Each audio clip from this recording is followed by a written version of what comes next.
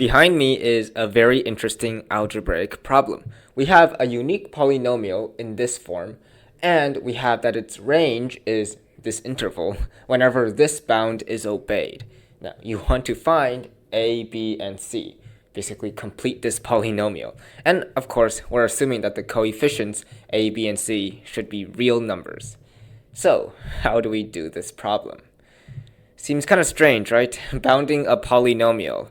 However, don't worry. There is one key insight that we can use to break through. When you think of functions that are bounded, what might come to mind? Trig functions, right? Sines and cosines. It's really easy to create bounded functions with sine and cosine functions. So likewise, we might be able to consider something similar in this case. In fact, consider this for a second, okay? Just consider this. Notice that the triple angle formula for cosine, right? Cosine of 3x. This can be written as a polynomial in terms of cosine of x. It's equal to 4 cosine cubed of x and then minus 3 cosine of x. It's a polynomial in terms of cosine of x, and its range, of course, it's a cosine function, so its range is -1 to 1. Now, think about this. If we were to divide both sides by 2, well then notice that here, this side would become 2 cosine cubed of x and then minus 3 over 2 cosine of x. And now, what is its range? Well, now it's -1/2 to 1/2, right? Now, think about it. This is the exact range that was described over here. So, this is really similar. And additionally, we see that the leading coefficient of this is 2, and it's a cubic polynomial in terms of cosine. Likewise, we have the exact same scenario over here. So, might that make you think that this p of x is basically just this same polynomial, except, this x is replaced with cosine? Well, let's use that to our advantage. Okay, so I've remarked our idea over here. Now, check this out.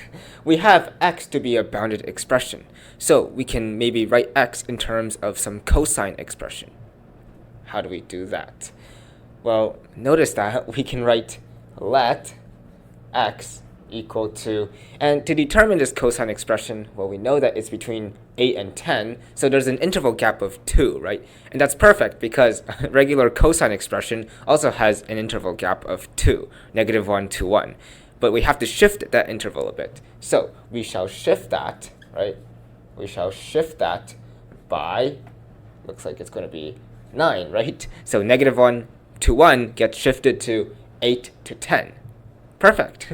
Now, this is our expression for x. Let's make that substitution into p of x. Therefore, p of x, well, this is simply equal to 2 cosine theta and then plus 9 cubed and then plus. And there we have it. We have kind of nothing else to do other than to expand and to collect like terms. So, be right back. Okay, so I've simplified the expression. Now, notice that over here, all we need to do is match the corresponding coefficients to this polynomial over here, right?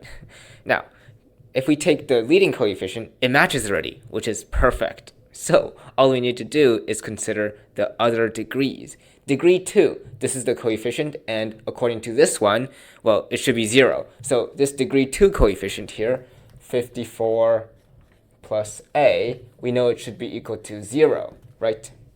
Okay, now this degree 1 coefficient. Over here, well, we have this, right? And from this triple angle formula coefficient, it is -3 over 2. So therefore, this over here, 486 plus 18a plus b should be equal to -3 over 2, right?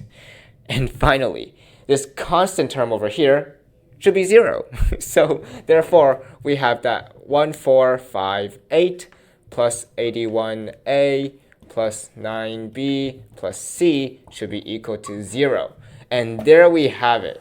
We have a clean system of equations to work with. we can get A, B, and C easily. Okay, so here is our system of equations. From this very first one, we have that A is negative 54. Done.